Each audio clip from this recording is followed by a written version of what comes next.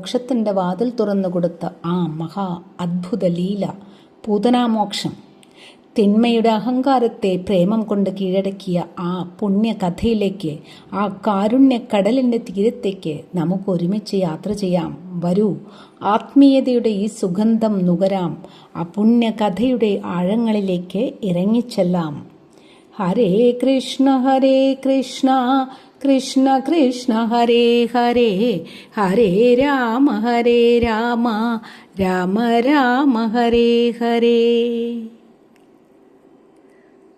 യമുനാ തീരത്തെ മണൽ വഴികളിലൂടെ രഥം നീങ്ങുമ്പോൾ നന്ദമഹാരാജാവ് അസ്വസ്ഥമായ മനസ്സോടെ ദൂരേക്ക് മിഴിയും നട്ടിരുന്നു. വസുദേവരുടെ വാക്കുകൾ അദ്ദേഹത്തിൻ്റെ കാതുകളിൽ അലയടിച്ചുകൊണ്ടിരുന്നു. ഗോകുലത്തിലെ ചില അസ്വസ്ഥതകൾ ഉണ്ടായേക്കാം എന്ന ആ മുന്നറിയിപ്പ് ഒരു നിഴൽ പോലെ അദ്ദേഹത്തെ വേട്ടയാടി. വസുദേവർ അങ്ങനെ പറഞ്ഞിട്ടുണ്ടെങ്കിൽ അതൊരിക്കലും വെറും വാക്കുകളാവില്ല എന്ന് നന്ദമഹാരാജാവിന് ഉറപ്പായിരുന്നു. അതൊരു സാധാരണ സംഭാഷണമല്ല, മറിച്ച് വരാനിരിക്കുന്ന ഒരു മഹാവിപത്തിൻ്റെ പ്രകമ്പനമായിരുന്നു. ഒരു വശത്ത് കംസന്റെ ക്രൂരതയും മറുഭാഗത്ത് അസുരന്മാരുടെ ഗൂഢതന്ത്രങ്ങളും അമ്പാടിയെ ലക്ഷ്യം വയ്ക്കുന്നുവോ? ഒരു നിമിഷം അദ്ദേഹം കണ്ണുകളടച്ചു.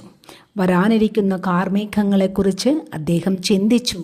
നഗരങ്ങളിലും ഗ്രാമങ്ങളിലും മേച്ചിൽപ്പുറങ്ങളിലുമുള്ള പൈതൽകളെ കൊന്നൊടുക്കാൻ അസുരമന്ത്രിമാരുമായി ആലോചിച്ചുറപ്പിച്ച ആ ക്രൂര പദ്ധതികളെക്കുറിച്ച്. ആ നിമിഷം അദ്ദേഹം അറിഞ്ഞില്ല, പിഞ്ചു കുഞ്ഞുങ്ങളെ വകവരുത്തുന്ന കലയിൽ പ്രവീണയായ പൂതന എന്ന പിശാച് ഇതിനോടകം തൻ്റെ പ്രിയപ്പെട്ട മകൻ്റെ അരികിലേക്ക് ചുവടുവെച്ചു കഴിഞ്ഞു എന്ന്. എങ്കിലും തൻ്റെ കുഞ്ഞിനെ കാക്കാൻ ആ പരമാത്മാവുണ്ടാകുമെന്ന ഒരു നേർത്ത വിശ്വാസം അദ്ദേഹത്തിൻ്റെ ഉള്ളിൽ ബാക്കിയുണ്ടായിരുന്നു. അന്നേരം കംസൻ തൻ്റെ അസുരമന്ത്രിമാരുമായി ആലോചിച്ച് 10 ദിവസത്തിനുള്ളിൽ ജനിച്ച സകല കുഞ്ഞുങ്ങളെയും കൊന്നൊടുക്കാൻ ക്രൂരമായ കൽപ്പന പുറപ്പെടുവിച്ചിരുന്നു.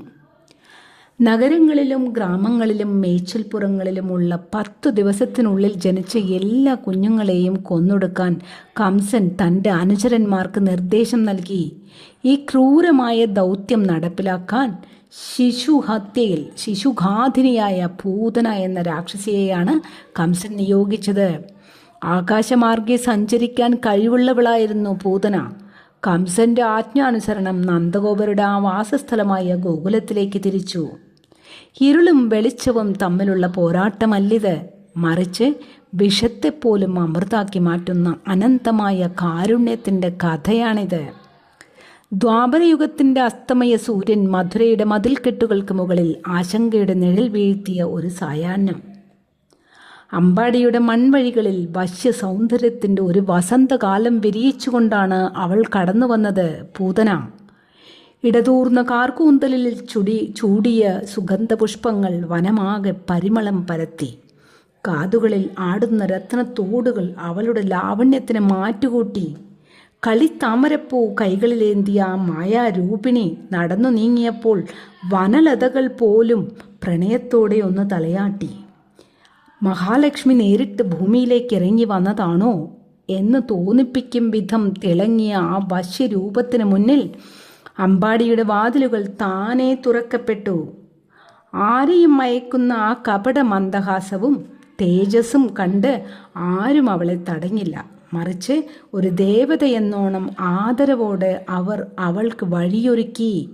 യാതൊരു തടസ്സവുമില്ലാതെ ഒരു സ്വർഗീയ സ്വപ്നം പോലെ അവൾ യശോദയുടെ ഗൃഹാന്തർഭാഗത്തേക്ക് ഒഴുകി നീങ്ങി. കരിങ്കൂന്തലഴകും മാതൃത്വം തുളുമ്പുന്ന ഭാവങ്ങളും കൊണ്ട് അവൾ ഗോകുലവാസികളുടെ കണ്ണുകളെയും മനസ്സുകളെയും ഒരുപോലെ കീഴടക്കിയിരുന്നു. ചതിയുടെ ചായം തേച്ച സൗന്ദര്യവുമായി യശോദയുടെ ഗൃഹാന്തർഭാഗത്തേക്ക് കടന്നു ചെല്ലുമ്പോൾ ആ പ്രപഞ്ചനാഥൻ ജഗന്നാഥൻ ഒരു കൊച്ചു പൈതലായി മെത്തയിൽ ശയിക്കുകയായിരുന്നു. അവൾ അരികിലേക്ക് വരുന്നത് കണ്ടപ്പോൾ ആ ജഗന്നാഥൻ തൻ്റെ മിഴികൾ മെല്ലെ അടച്ചു. കാരുണ്യം പറ്റിയ ഹൃദയത്തിൽ ക്രൂരമായ ആ ലക്ഷ്യം ഒളിപ്പിച്ചു വെച്ച് പുറമേ മാതൃവാത്സല്യം അഭിനയിച്ചുകൊണ്ട് അവൾ ആ ജഗന്നാഥനെ തൻ്റെ കൈകളിലേക്ക് കോരിയെടുത്തു. കാളകൂട വിഷം നിറഞ്ഞ മുലപ്പാൽ നുകരാൻ അവൾ ആ ശിശുവിനെ തൻ്റെ മടിയിൽ കിടത്തി. പ്രപഞ്ചത്തെ മുഴുവൻ ഉള്ളിലൊതുക്കിയ ഭഗവാൻ തൻ്റെ ലീലയുടെ ഭാഗമായി ഒരു നിസ്സഹായനായ ശിശുവിനെ പോലെ അവളുടെ കരവലയത്തിൽ ഒതുങ്ങിക്കൊടുത്തു. വിഷം അമൃതമായി മാറാൻ പോകുന്ന ആ നിർണായക നിമിഷത്തിന് സാക്ഷിയാകാൻ പ്രപഞ്ചം ശ്വാസമടക്കി നിന്നു. ഭഗവാൻ ആ അസുര സ്ത്രീയുടെ മുലപ്പാൽ നുകരാൻ തുടങ്ങിയത് വെറുമൊരു ശിശുവിനെ പോലെയല്ല, മറിച്ച് പ്രപഞ്ചത്തിലെ സർവ്വ തിന്മകളെയും വലിച്ചെടുക്കുന്ന ഒരു മഹാശക്തിയായാണ്. വിഷം പുരട്ടിയ ആ മുലപ്പാൽ കുടിക്കുന്നതോടൊപ്പം ഭഗവാൻ അവളുടെ പ്രാണവായുവും രക്തവും ആർത്തിയോടെ വലിച്ചെടുത്തു കുടിച്ചു. പൂതനയുടെ സിരകളിലേക്ക് ഒഴുകിയിരുന്ന ആ കറുത്ത രക്തം ഭഗവാന്റെ ഉള്ളിലേക്ക് ആവാഹിക്കപ്പെട്ടതോടെ അവളുടെ രാക്ഷസീയമായ പാപങ്ങളും ഇല്ലാതായി. അസഹനീയമായ വേദനയാൽ അവൾ ആർത്തനാദം പുറപ്പെടുവിച്ചു. രക്തവും പ്രാണനും ഭഗവാൻ വലിച്ചെടുത്തതോടെ അവളുടെ വശ്യരൂപം അപ്രത്യക്ഷമായി. മല പോലെ ഭീകരമായ ആ രാക്ഷസിയുടെ ശരീരം ഭൂമിയിൽ പതിച്ചു. രക്തം മുഴുവൻ വാർന്ന് പ്രാണൻ ഭഗവാനിൽ അലിഞ്ഞു ചേർന്ന ആ നിമിഷം ആ രാക്ഷസിക്ക് ലഭിച്ചത് ഉന്നതമായ മോക്ഷമായിരുന്നു. ഭയങ്കരമായ രൂപത്തിൽ മല പോലെ വീണുകിടക്കുന്ന പൂതനയുടെ ശരീരം കണ്ട് ഗോകുലവാസികൾ അമ്പരന്നുപോയി. മൈലുകൾക്കപ്പുറം ആ രാക്ഷസ ശരീരം പടർന്നു കിടക്കുന്നു. എന്നാൽ അത്ഭുതമെന്ന് പറയട്ടെ, ആ ഭീകര രൂപത്തിനു നടുവിൽ ഭഗവാൻ യാതൊരു ഭയവുമില്ലാതെ കളിച്ചുകൊണ്ടിരുന്നു. ഭഗവത്ഗീത അധ്യായം 15 ശ്ലോകം 15 ഇങ്ങനെ പറയുന്നു: സർവസ്യ ചാഹം ഹൃദി സന്നിവിഷ്ടോ മത്തസ്മൃതിർജ്ഞാനമപോഹനം ച. ഇതിൻ്റെ അർത്ഥം ഇങ്ങനെയാണ്: ഞാൻ എല്ലാവരുടെയും ഹൃദയത്തിൽ വസിക്കുന്നു, എന്നിൽ നിന്നാണ് ഓർമ്മയും അറിവും വിസ്മൃതിയും ഉണ്ടാകുന്നത്. പൂതനയ്ക്ക് കൃഷ്ണനെ കൊല്ലാൻ വന്നപ്പോൾ ഉണ്ടായ ബുദ്ധിഭ്രമവും ഒടുവിൽ അവൾക്കുണ്ടായ മോക്ഷവും ഭഗവാന്റെ ഈ നിശ്ചയപ്രകാരമായിരുന്നു. അവൾ ഭഗവാനെ കൊല്ലാൻ വന്നപ്പോൾ താൻ എടുക്കുന്നത് സാക്ഷാൽ ഈശ്വരനെയാണെന്ന അറിവ് അവളിൽ നിന്ന് മറച്ചു വെച്ചതും അവസാനം അവൾക്ക് മോക്ഷം നൽകിയതും അവളുടെ ഹൃദയത്തിലിരിക്കുന്ന ഇതേ പരമാത്മാവ് തന്നെയാണ്. കൊല്ലാൻ വന്നവൾക്ക് പോലും തൻ്റെ മുലപ്പാൽ നൽകിയതിലൂടെ അമ്മ എന്ന സ്ഥാനം ഭഗവാൻ നൽകി. പൂതനയുടെ ഭീകരമായ ശരീരം ദഹിപ്പിച്ചപ്പോൾ അതിൽ നിന്ന് ഉയർന്നു വന്നത് ചന്ദനത്തിൻ്റെ സുഗന്ധമായിരുന്നു. അവളുടെ പാപങ്ങളെല്ലാം ഭഗവാൻ ഇല്ലാതാക്കി.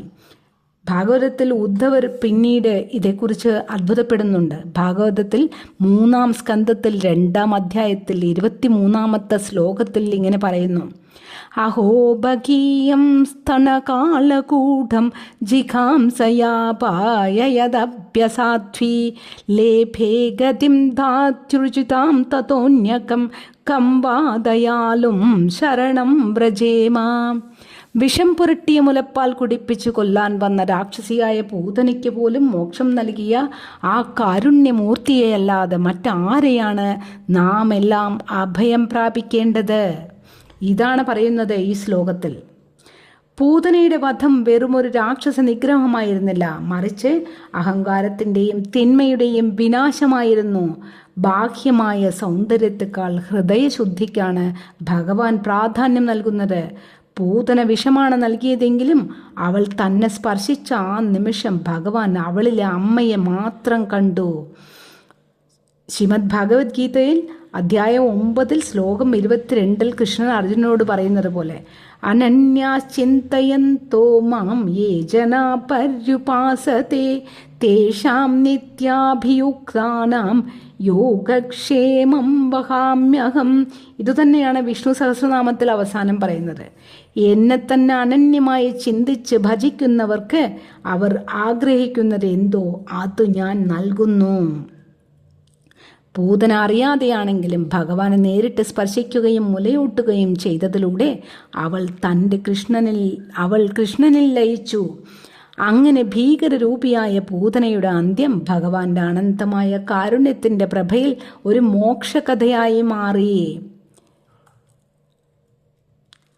ഇതിനെക്കുറിച്ച് ശ്രീമദ് ഭാഗവതത്തിൽ 10-ാം സ്കന്ധത്തിൽ അധ്യായം 6 ശ്ലോകം 34 ഇങ്ങനെ വിവരിക്കുന്നു. അതായത്, കത്തിക്കൊണ്ടിരിക്കുന്ന ആ ശരീരത്തിൽ നിന്ന് ഉയർന്നു വന്ന പുകയ്ക്ക് അഗരുവിൻ്റെ സുഗന്ധമായിരുന്നു.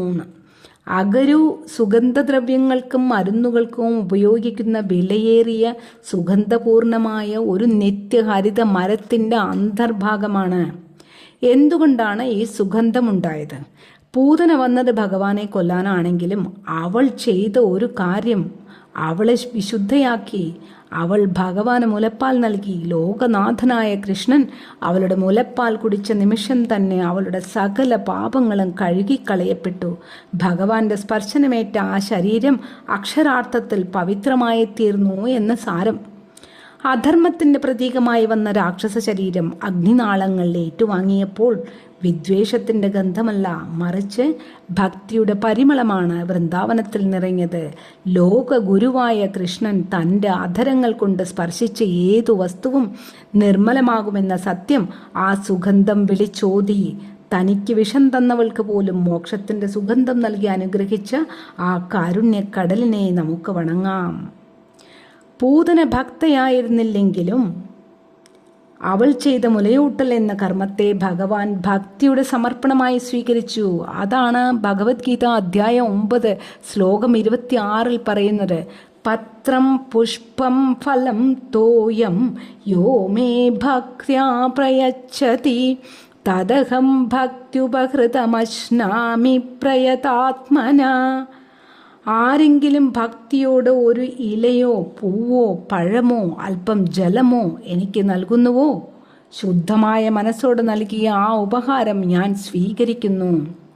പൂതന നൽകിയത് വിഷമായിരുന്നുവെങ്കിലും ഒരു അമ്മയുടെ വേഷത്തിൽ അവൾ നൽകിയ ആ മുലപ്പാൽ ഭഗവാൻ പ്രിയപ്പെട്ട ഒന്നായി സ്വീകരിച്ചു. അവളുടെ ഉള്ളിലെ പാപത്തെ മാറ്റി ആ കർമ്മത്തെ മോക്ഷത്തിലേക്കുള്ള വഴിയാക്കി മാറ്റുകയായിരുന്നു ഭഗവാൻ കൃഷ്ണൻ. കാരുണ്യക്കടലായ ഭഗവാനെ മുലപ്പാലിന് പകരം വിഷം നൽകിയ പൂതനയ്ക്ക് പോലും മാതൃപദവി നൽകി അനുഗ്രഹിച്ചവനെ, അറിഞ്ഞോ അറിയാതെയോ ഞങ്ങൾ ചെയ്യുന്ന തെറ്റുകൾ പുറത്ത് അഗരുവിൻ്റെ സുഗന്ധം പോലെ ഞങ്ങളുടെ ജീവിതത്തെയും അങ്ങയുടെ പാതാരവിന്ദങ്ങളിൽ സുഗന്ധപൂരിതമാക്കിയണമേ എന്ന് പ്രാർത്ഥിച്ചുകൊണ്ട് നമുക്കിവിടെ നിർത്താം. പൂതനയുടെ പതനത്തോടെ ഗോകുലത്തിലെ ആപത്തുകൾ അവസാനിച്ചുവെന്ന് നിങ്ങൾ കരുതുന്നുണ്ടോ? ഇല്ല. നന്ദമഹാരാജാവ് ഭയപ്പെട്ട പോലെ അശുഭ ലക്ഷണങ്ങൾ അവിടെ അവസാനിച്ചിട്ടില്ല. കംസൻ വിട്ടയച്ച അടുത്ത അസുരൻ കാറ്റിന്റെ രൂപത്തിൽ ഗോകുലത്തിന് മുകളിൽ കരിനിഴൽ വീഴ്ത്തിക്കളഞ്ഞു. തൃണാവർത്തൻ എന്ന ആ ഭീകരൻ ഒരു ചുഴലിക്കാറ്റായി വന്ന് ആ കുഞ്ഞു പൈതലിനെ ആകാശത്തേക്ക് ഉയർത്താൻ പോവുകയാണ്. സർവചരാചരങ്ങളുടെയും ഭാരമുള്ള ആ പ്രഭുവിനെ ഒരു കാറ്റിന് താങ്ങാൻ കഴിയുമോ? തൻ്റെ പൊന്നോമനയെ കാണാതെ യശോദ വിങ്ങിക്കരയുമ്പോൾ ഗോകുലത്തിൽ അടുത്തതായി സംഭവിക്കാൻ പോകുന്നത് എന്താണ്?